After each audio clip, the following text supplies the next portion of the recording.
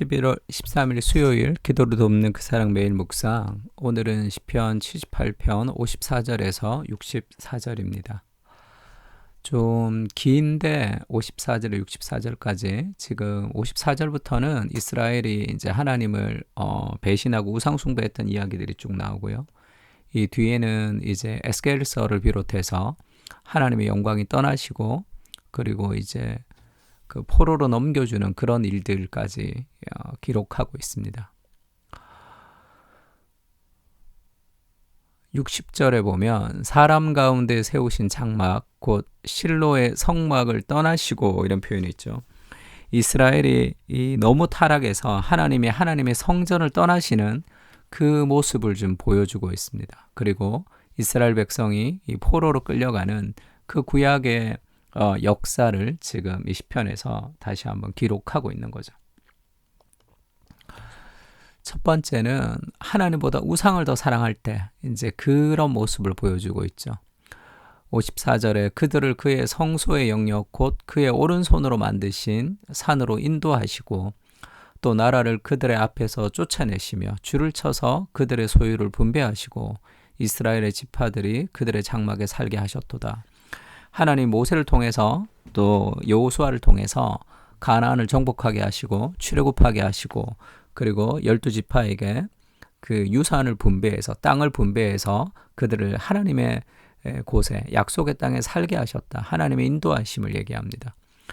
그러나 그들은 지존하신 하나님을 시험하고 반항하여 그의 명령을 지키지 아니하며, 이 지존하다라는 표현은 그러니까 지존이 이제 그 most high를 얘기하는 겁니다. 가장 높으신 하나님을 굉장히 쉽게 생각했다, 그런 표현이죠. 시험하고 반항하여 하나님의 명령을 지키지 않는 것. 그들의 조상들 같이 배반하고 거짓을 행하여 속이는 활같이 빗나가서 자기 산당들로 그의 노여움을 일으키며 그의 조각한 우상들로 그를 진노하게 하였으며, 그러니까 하나님보다도 우상을 사랑했기 때문에 자기들을 그렇게 인도하셨던 그 가나안으로 인도하셨던 그 하나님을 버렸다, 이렇게 얘기합니다. 그들이 왜 하나님을 버렸는가 하면 아주 나쁜 이스라엘 민족 사람들이구나 이렇게 생각하지 말고 이것이 우리 안에도 늘 있는 거죠. 하나님의 명령을 지키지 않는 것. 이렇게 우리도 늘 하나님의 명령을 지키지 않을 때가 많습니다. 그러니까 왜 하나님의 명령을 지키지 않느냐 하면 하나님보다 더 사랑하는 대상. 그래서 자기의 산당들을 짓고 자기들이 조각한 우상들을 섬기는 거죠. 하나님이 아닌 하나님의 명령보다 더 강한 내 안의 명령을 내가 지키기 때문에 하나님을 배신하고 살아가는 삶, 이게 우상숭배라고 할 수 있습니다. 우상숭배라는 것은 하나님보다 더 사랑하는 대상이 있는 거죠. 그것이 좋은 것이지만 결국 그것이 우리를 노예로 삼습니다. 내가 원했던 그것이 나를 노예로 삼게 되는 거죠. 그 우상에 대해서 그런 표현이 있죠. 그러니까 지금 내가 너무 원하는 그것, 하나님이 아닌 내가 정말 원하는 그것이 우상일 수 있고, 내가 정말 두려워하는 것도 우상이 될 수 있죠. 왜냐하면 그것이 없으면 안 되니까. 그게 없으면 내 인생에 의미가 없는 것. 그것이 우리 삶의 우상이며 우리를 두렵게 만듭니다. 그것이 없어질까 봐. 그래서 그것을 쫓으며 살아가는데 결국 그것이 우리를 노예로 삼게 되는 거죠. 그래서 하나님이 주신 이 풍성함보다 내가 원하는 풍성함을 쫓아갈 때, 그러니까 하나님이 가나안에 왔는데 그 가나안이 내가 원했던 가나안이 아니죠. 그래서 애굽으로 다시 돌아가려고 합니다. 왜냐하면 광야가 싫거든요. 근데 하나님은 그 광야를 통해서 하나님의 백성으로 만들고 싶으셨단 말이에요.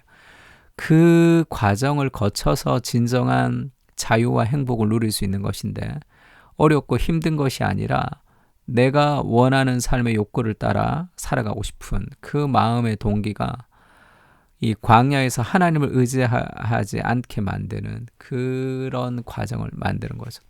하나님보다도 우상을 사랑해서 그들의 삶에 그런 좋지 않은 결과를 결국은 맞아들이게 됐습니다. 근데 하나님이 그들을 끝까지 사랑하셔서 포기하지 않고 징계하시죠. 하나님의 징계는 하나님의 사랑입니다. 정말로 하나님이 그들에게 분노하셔서 그들을 버리고 싶으셨으면 버리면 되죠. 너희가 포로로 끌려간다. 너희가 심판을 당할 것이다. 너희가 반드시 죽을 것이다. 그런 얘기를 할 필요가 없죠. 그냥 하나님이 그들을 심판하시면 됩니다. 근데 그런 이야기들을 예언자를 통해서 또 하나님이 성경에 가득 기록했다는 것은 돌아오라는 거죠. 내가 너희를 절대로 포기하지 않겠다는 하나님의 약속에 쌓인 것 같습니다. 하나님이 들으시고 분내어 이스라엘을 크게 미워했습니다. 하나님 우리를 사랑하시기 때문에 우리의 있는 모습 그대로를 사랑하시지만 우리의 모습 그대로를 그냥 두시진 않아요. 우리의 죄악된 모습을 그냥 바라보고 있는 것이 사랑은 아니죠. 분노합니다. 사람 가운데 세우신 장막고 실로의 성막을 떠나시고 너무 이 이스라엘의 타락이 극대화되어서 하나님이 에스겔서의 성전을 떠나시죠. 그가 그의 능력을 포로에게 넘겨주시며 그의 영광을 대적의 손에 붙이시고 그가 그의 소유 때문에 분내사 그의 백성을 칼에 넘기셨으니 그들의 청년은 불에 살라지고 그들의 처녀들은 혼인 노래를 들을 수 없었으며 그들의 제사장들은 칼에 엎드러지고 그들의 과부들은 애곡도 하지 못하였도다. 하나님을 섬기지 않았기 때문에 하나님이 이런 심판 너희 다 죽어 이렇게 했다는 것보다 그들이 당한 이런 고통은 그들의 선택의 결과입니다. 죄의 결과예요.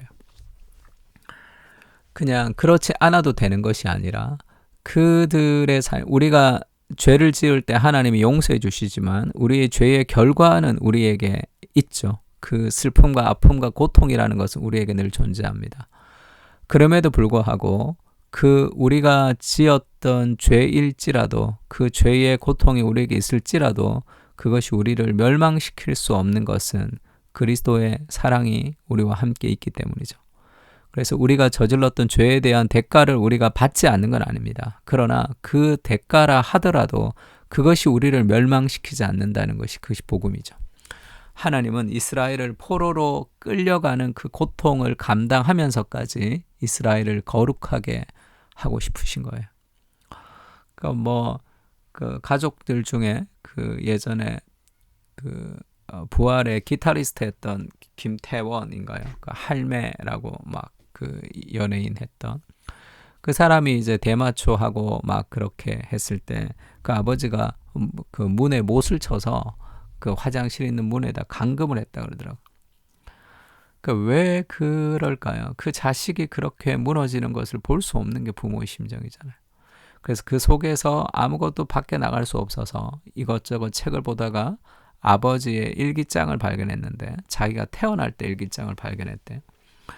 그래서 내가 태어날 때 그 아버지가 너무 기쁘고 감격했다는 그 글씨를 보면서 내가 누군가의 이런 기쁨에 되는 존재로 태어났다는 것을 기억하면서 자기가 그 마약을 끊고 대마초를 끊고 삶을 좀 청산하면서 이제 그 노래를 다시 만들었다 그런 얘기도 한번 들은 적이 있습니다.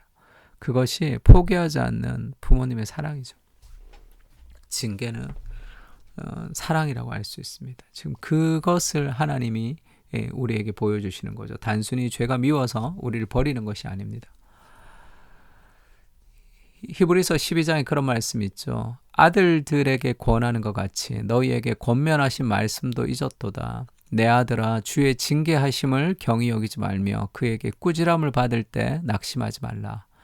주께서 그 사랑하는 자를 징계하시고 그가 받으시는 아들마다 채찍질하심이라 하였으니 너희가 참음은 징계를 받기 위함이라. 하나님이 아들과 같이 너희를 대우하시나니 어찌 아버지가 징계하지 않는 아들이 있으리요. 징계는 다 받는 것이거늘 너희에게 없으면 사생하여 친아들이 아니니라.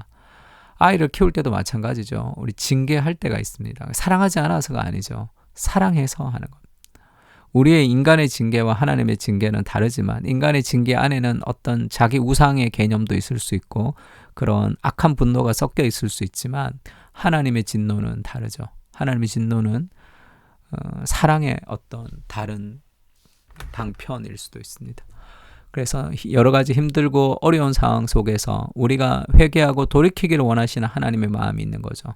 우상 숭배를 통해서 하나님보다 더 사랑하는 대상 때문에 힘들다면 회개를 통해서 돌이키는 것, 그것이 하나님의 사랑입니다. 안 그러면 계속 삶의 결과가 힘들어질 거예요.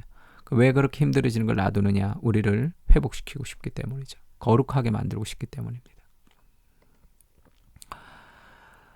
그는 실로 우리의 질고를 지고 슬픔을 당하였거늘 우리는 생각하기를 그는 징벌을 받아 하나님께 맞으며 고난을 당한다 하였도다. 그가 찔림은 우리의 허물 때문이요 그가 상함은 우리의 죄악 때문이라. 그가 징계를 받음으로 우리가 평안을 누리고 그가 채찍에 맞음으로 우리는 나음을 받았도다. 그래서 우리가 이런 이스라엘의 고난, 그리고 이스라엘의 우상 숭배, 그 모든 그 우리가 잘못된 삶의 그 결과들을 우리가 다 받지 않는 이유가 뭡니까? 하나님이 왜 우리를 징계하시면서도 우리를 포기하지 않고 우리를 거룩하게 하시고 반드시 우리의 인생을 아름답게 하시는 이유가 뭡니까? 우리가 저질렀던 모든 죄의 대가를 그리스도께서 다 가지고 가셨거든요. 여전히 죄를 지으면 그 죄에 남아있는 대가가 있지만 그것은 형벌이 아닙니다. 우리를 거룩하게 하기 위한 하나님의 사인일 뿐이에요. 모든 저주는 그리스도께서 다 가져가셨습니다. 우리 앞에 있는 모든 삶의 고난과 어려움과 그것이 누구 때문에 어떤 상황인지 우리가 잘 알지 못하더라도 그 고난으로 인한 모든 저주는 그리스도께서 다 가져가셨어요. 우리가 그것을 통해서 하나님 앞에 더 거룩해지는 과정으로 삼으면 됩니다. 하나님보다 더 사랑하는 대상은 모두 우상입니다. 그것은 우리를 노예로 만들 것입니다. 하나님을 사랑함으로 자유함에 이르게 하시고 우상 숭배의 결과로 이어지는 비참한 삶의 현실 속에서 회개를 통해 회복할 수 있도록 은혜를 부어 주십시오. 하나님의 징계는 포기하지 않는 사랑의 메시지임을 기억하며 더욱 거룩하게 주님 앞에 정금같이 나오게 하옵소서. 고난의 풀무불 속에서 우리를 단련시키시는 주님을 찬양하며 신뢰합니다.